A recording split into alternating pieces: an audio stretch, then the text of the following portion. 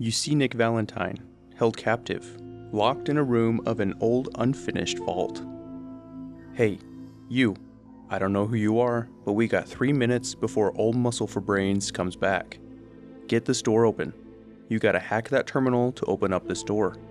If you get locked out of the terminal, don't worry. The system will reset itself. Just give it a minute. You unlock the door and release Nick. So, you gonna talk? Why'd you risk everything to find me? I'm just a private eye. I need you to find someone, but it's complicated. I don't exactly know where they could be or how long they've been gone. Well, I've done jobs with less. Somehow nice and simple never makes it onto the menu in my world. I've been cooped up in here for weeks. Turns out the runaway daughter I came here to find wasn't kidnapped. She's Skinny Malone's new flame, and she's got a mean streak.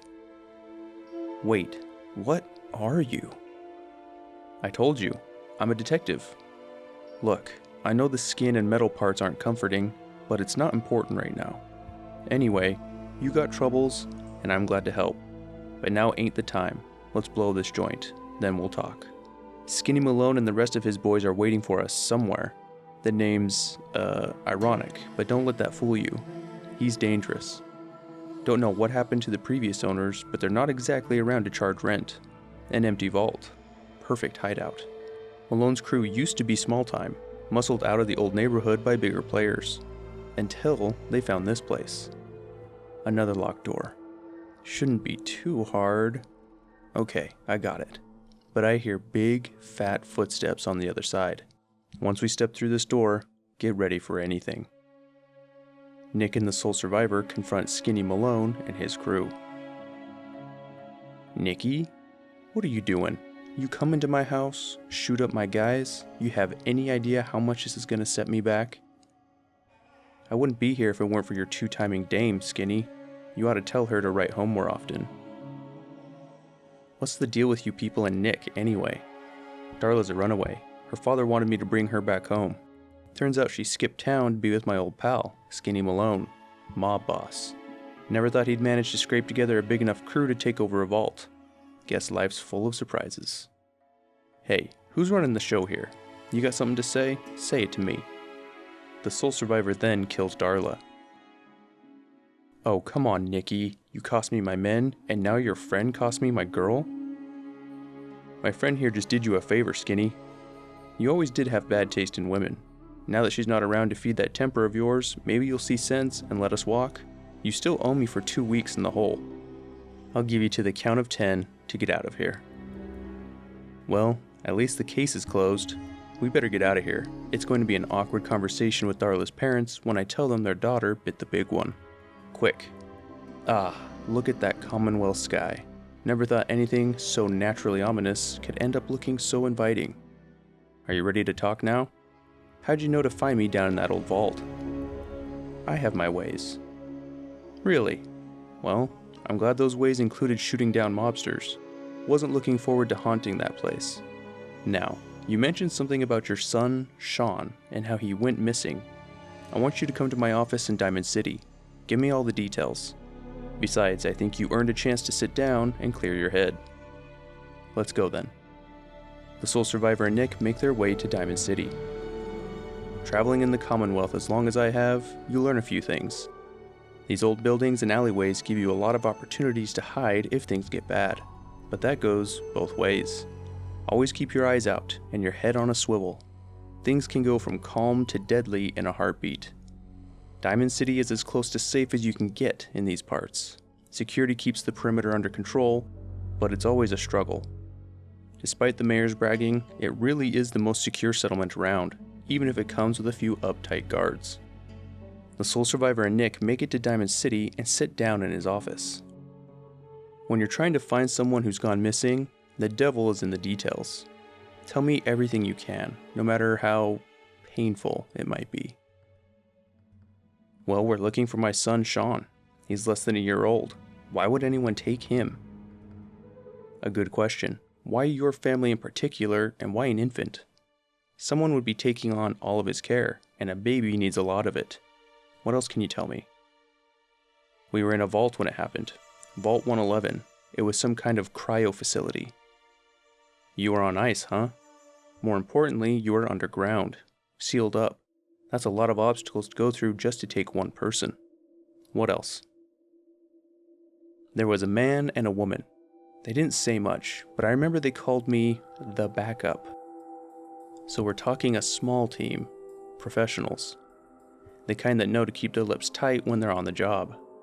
Not sure what the backup means though. The man that killed my wife, he had a gun. I didn't get a clear look at it, but that sound. So we're talking about a group of cold-hearted killers, but they waited until something went wrong to resort to violence. The man came right up to me. Bald head, scar across his left eye. The woman was dressed in, I think it was a kind of hazard suit. The man had some sort of metal brace on his arm. The hazard suit is interesting. Not many mercs can afford something that fancy. Maybe some kind of improvised armor? Lots of hired guns do that to look tough. Anything else? I'll never forget that voice. Low and rough, like sandpaper across your face. I'm starting to get a clearer picture of the kind of man our perp is. Do you think raiders might have done this? I honestly doubt it. They can barely organize themselves, let alone pull off something this complicated. What about those guys, the gunners? Could it be them? High-end mercenaries. No job too brutal. They're in the running as likely suspects, but they wouldn't be the ones pulling the strings. So do you think the Institute is responsible? Well, they are the boogeymen of the Commonwealth. Something goes wrong, everyone blames them. It's easy to see why. Those early model synths of theirs strip whole towns for parts, killing everything in their way. Then you got the newer models, good as human, that infiltrate cities and pull strings from the shadows. Worst of all, no one knows why they do it, what their plan is, or where they are. Not even me, and I'm a synth myself. A discarded prototype anyway. Don't lie to me, Nick. You're one of them. They made you. Yeah, I've heard it all before. You're a freak. You've got something to hide. Blah, blah, blah. But the truth is, people smart enough to build something like me are smart enough to cover their tracks. And arrogant enough to throw their unwanted trash into the Commonwealth to fend for itself. You don't know anything about them? Really? Some kind of security setting strips or blocks out those memories. And it's not just me. Any synth that gets trashed, left behind, or escapes the Institute has the same problem. It's probably some kind of failsafe. So you're a prototype. As far as I know, never seen any synth like myself. There's the older ones that are dumb as rocks and all metal. Then there's the newer ones that are almost human. I'm somewhere in between. Well, what do you think? Please, is there anything to go off of? It's way too big of a coincidence. But you didn't hear the name Kellogg at all, did you? I might have. Everything was foggy. The description matches. Bald head, scar, reputation for dangerous mercenary work, but no one knows who his employer is. And he bought a house here in town. And he had a kid with him. The house is in the abandoned West Stands. The boy with him was around 10 years old. Maybe it's another kidnapped kid. Yeah, either that or he's got a son of his own. Not a comforting thought in any case. Both of them vanished a while ago. Haven't been heard or seen since. Let's you and I take a walk over to Kellogg's last known address. See if we can snoop out where he went. The sole survivor and Nick make their way to Kellogg's house. I didn't want Ellie to hear this, but I think you should know. Everything I dug up about Kellogg before his disappearance is bad news. He's more than just a mercenary. He's a professional. Quick, clean, thorough. Has no enemies because they're all dead. Except you. But 9 to 1 odds says he's our man. It's more than just you identifying his distinguishing features. The MO is all him as well. Leading a small team to kidnap a baby and then leaving one of the parents alive for later? Not many mercs in the Commonwealth can pull that off. Here we are. Keep an eye out, will ya? Let's see if I can get this open. That's one heck of a lock. Got something to hide, Kellogg? They make it inside Kellogg's house. Kellogg must have left something behind. I'm telling ya, something's not right. Look for anything out of sorts. A switch, a button. You find a switch and press it, opening a secret room. Well, that's one way to hide a room. Look at this. All of a merc's favorite things. You see a unique brand of cigar. Interesting brand. Won't lead us anywhere on its own though.